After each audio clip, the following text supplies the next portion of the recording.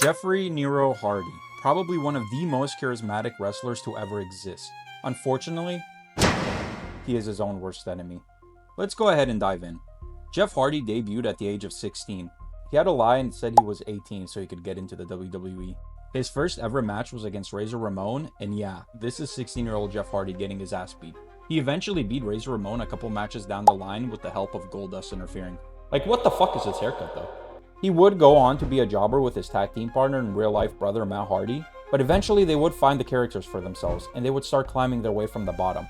The Hardy Boys got Terry Funk as their manager, and this is where their career started taking off. Their dreams were starting to come true. This was the dream, though. Everybody knows that the Hardy Boys, this has been the dream since you were kids, and you've lived it beyond anybody's expectations. I'd assume yours as well. But whenever you guys were wrestling on trampolines at the compound or whatever was happening growing up, is this how you envisioned it? Is this how you saw the Hardy Boys going? I think so. Pretty much. My daughter actually last week, we have a trampoline. I tried to put the netting up around it, but I'm not smart enough. I didn't. Hey, it took 7 guys here last time. Wow, I could not figure it out. But anyway, she asked me last week, do you think we can build a ring around it like you and Matt had when you were kids? I said, hell yeah, we can. We will. We're going to do that soon. But yeah, I mean, like back during that Attitude Era, for example, it was wild. Man, we were just wide open. It was sold out shows all the time. It just felt like we were never home. But yeah, I think we always envisioned it like this. The Hardy Boys were fan favorites very quickly. The tag team division at this time was probably the best it's ever been in the WWE. We would get an absolute classic with the Hardy Boys, Edge and Christian, and the Dudley Boys in the TLC matches that they had together.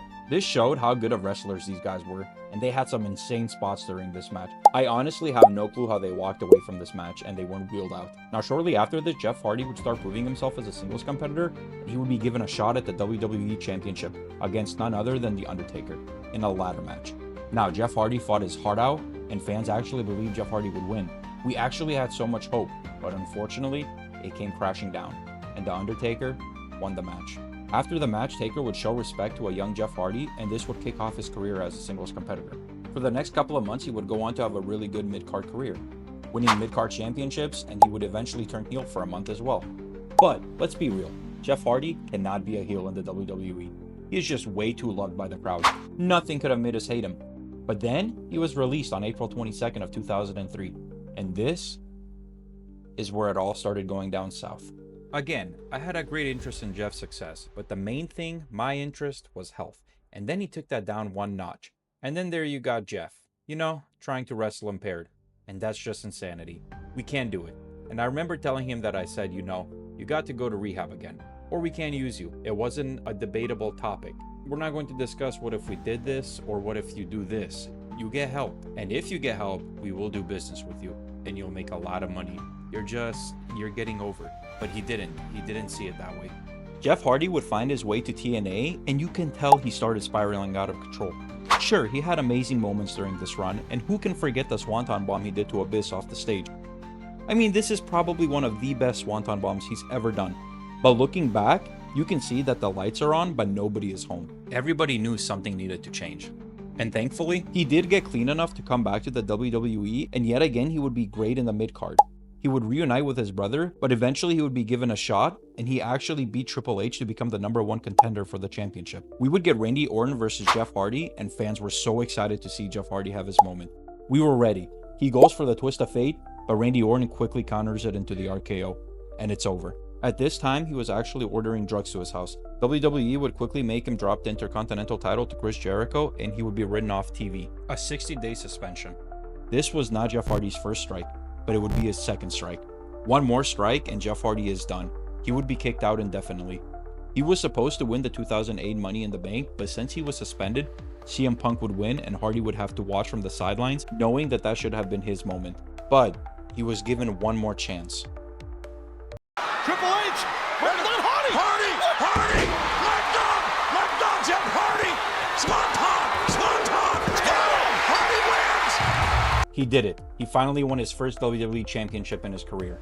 He had the whole crowd on his side, and I don't know a single person that didn't like Jeff Hardy, and who thought he didn't deserve this. Jeff Hardy would also go on to hold the Heavyweight Championship as well, and this would eventually lead up to the feud with CM Punk, where we would see Jeff Hardy versus CM Punk, and if Hardy lost, he would have to leave the WWE.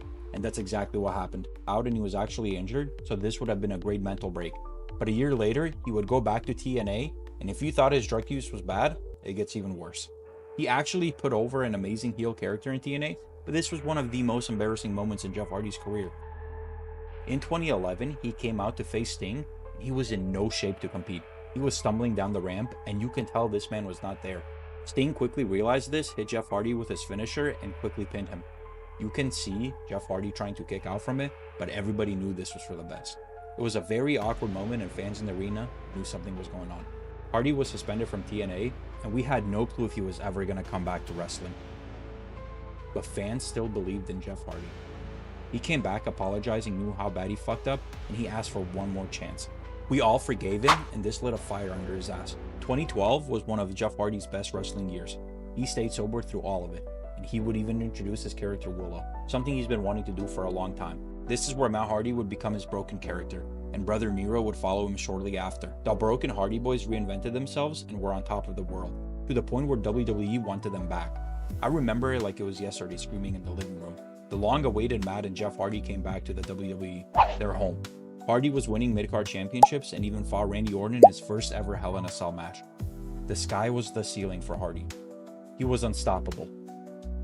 But then, it all came crashing down. A tweet would be posted notifying us of Jeff and Matt's father passing away, and his mental health would just get worse. I'm not sure. When I left WWE in 2021, my dad had been real sick. 2017, right after we got back to WWE at Mania, that's my dad. That was probably around the time that he felt good for the last time before he slipped back into his dark depression. Yeah, I had been taking care of him. It was bad to where he did not want to be here. He was ready to go. Our mom died at a young age. I was 10 when she passed away, so I've always told myself, man, when he needs me, I'm gonna take care of him. I just did everything I could to get him excited about life and all that stuff. So that's definitely when my drinking got carried away during those times. 2021 is the year I missed WrestleMania because my dad just passed away. April 6th, my wife's birthday, is when my dad passed away, which was strange in itself. But yeah, it got out of control and I needed something extreme to happen.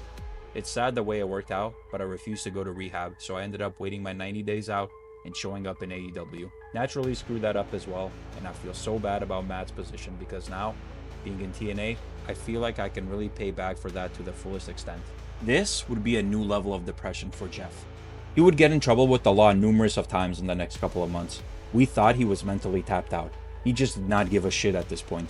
His arrest made it all over the internet, and the hole Jeff Hardy fell in, we thought he'd never get out. He would go on to AEW where he would still continue the struggle, but slowly he would start to gain his footing.